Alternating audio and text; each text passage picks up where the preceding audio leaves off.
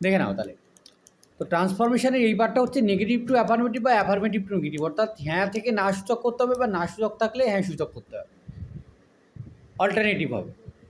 প্রথমে বলছে banana does not contain as much fibre as Apple. বলছি কলাতে আপেলের মতো ফাইবার থাকে না, তা আমাকে নটটাকে তুলতে হবে। তো নটটাকে তুলতে হলে আমরা কি করব, Apple contains more fibre than banana.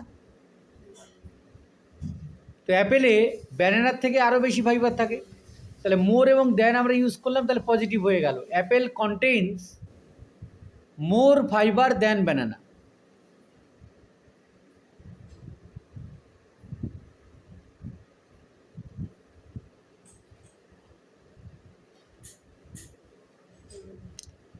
দু নম্বর বাক্য বলছে he tried all methods of solving the problem. বলছে সে সব পদ্ধতি অবলম্বন করেছে সমস্যাটাকে সমাধান করার। তো তার মানে কি, তার মানে সে কোনো পদ্ধতিই ছাড়েনি, সবটাকে চেষ্টা করেছে। তাহলে he did not leave LEAVE any method, he did not leave any method of solving the problem আনট্রাইড।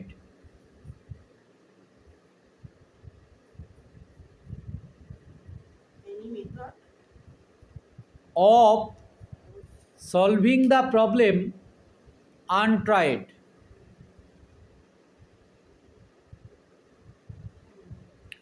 He is the best boy in the class. সে ক্লাসের সব থেকে ভালো ছেলে, তাহলে তার মতো ভালো ছেলে তো আর নেই না। No other boy in the class is as good as he. এটা ডিগ্রি চেঞ্জ হচ্ছে, সুপারলেটিভ থেকে positive. No other boy in the class is as good as he.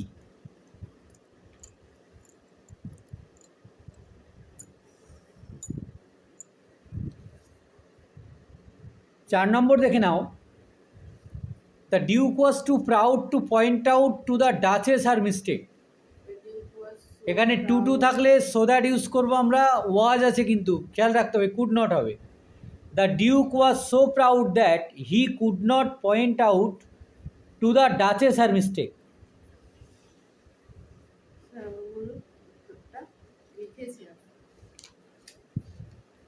The duke was so proud that he could not point out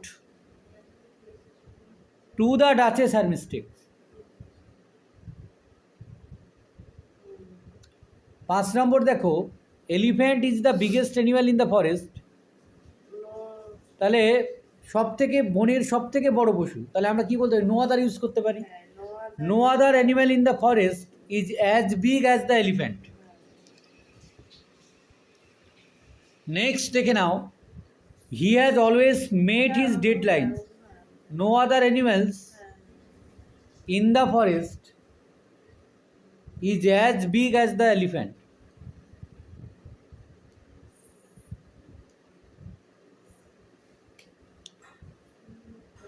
he has always met his deadline, মানে সবসময় তার deadline সে মানে ডেডলাইনে meet করছে, তার মানে সে কখনো ব্যর্থ হয় না।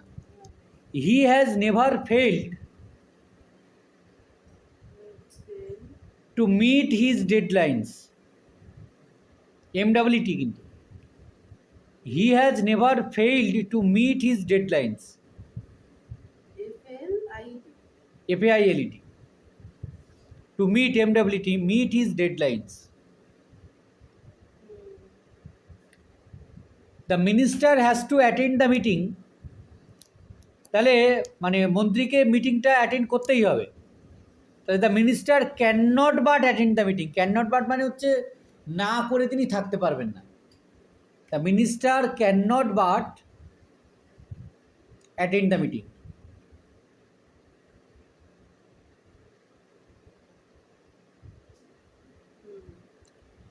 হি ইজ নট অলওয়েজ অ্যাক্টিভ, মানে ও আচ্ছা, he is not always active, সে সবসময় সক্রিয় থাকে না, তাহলে he is sometimes inactive.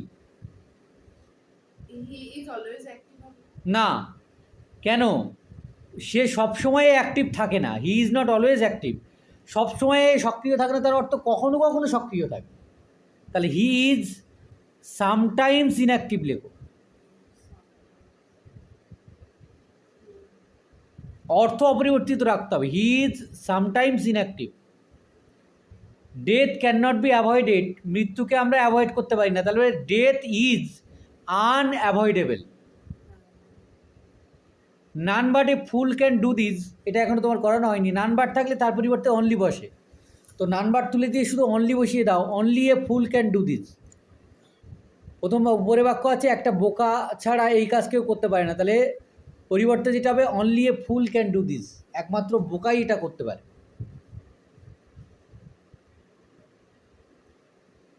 A poet can not help being gay in such a jocund company, এটা হচ্ছে উইলিয়াম ওয়ার্ডসওয়ার্থের দ্য ড্যাফোডিলস কবিতার লাইন, যে একজন কবি এই রকম বন্ধুদের সহচর্য পেয়ে খুশি না হয়ে পারেন না। মানে ওই যে ড্যাফোডিলস ফুলগুলো হাওয়ায় দুলছিল নদীর তীরে, তো ওটাকে দেখে তার এই লাইনটা তিনি বলছেন, যে এটা দেখে তিনি খুশি না হয়ে পারেন না।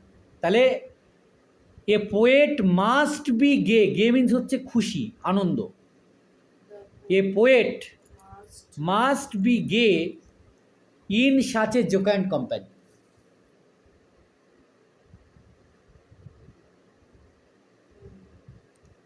As soon as he reached home it started raining heavily, এটা পারা উচিত, নো সুনার হ্যাড দিয়ে করতে হবে। No sooner had he reached home then it started raining heavily, no sooner had then বসিয়ে করতে হবে।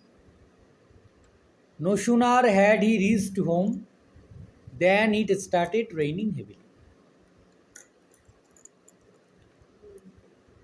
Only lakh needs to success, only থাকলে যেমন নান বাট হয়, নান বাট থাকলে তেমনি অনলি হয়, তাহলে অনলির পরিবর্তে নান বাট বসাও, none but luck leads to success. A fisherman's life is hard, তার মানে তার জীবনটা সহজ নয়। A fisherman's life is not easy, is not easy, is not easy. The boy would always remember it, ছেলেটা সবসময় এটা মনে রাখে, তাহলে কখনোই ভুলে যায় না। The boy would never forget it. He is not only dishonest but also a cheat, মানে সে শুধু অসৎ নয়, সে একজন প্রতারকও বটে। তাহলে he is both dishonest and cheater, cheat, cheater নয়, চিট। হি ইজ বোথ, উভয়, এটা তো আমাদের পজিটিভে আনতে হবে। তাহলে সে অসৎ এবং প্রতারক, অসৎ হলেই প্রতারক হবে, স্বাভাবিক। He never fails to perform his duty, তার কর্তব্য পালনে সে কখনো ব্যর্থ হয় না, তার মানে সব সময় কর্তব্য পালন করে। He always performs his duty. এই পর্যন্ত ছিল মনে হয়, দেখ বুঝতে পারলি কি না?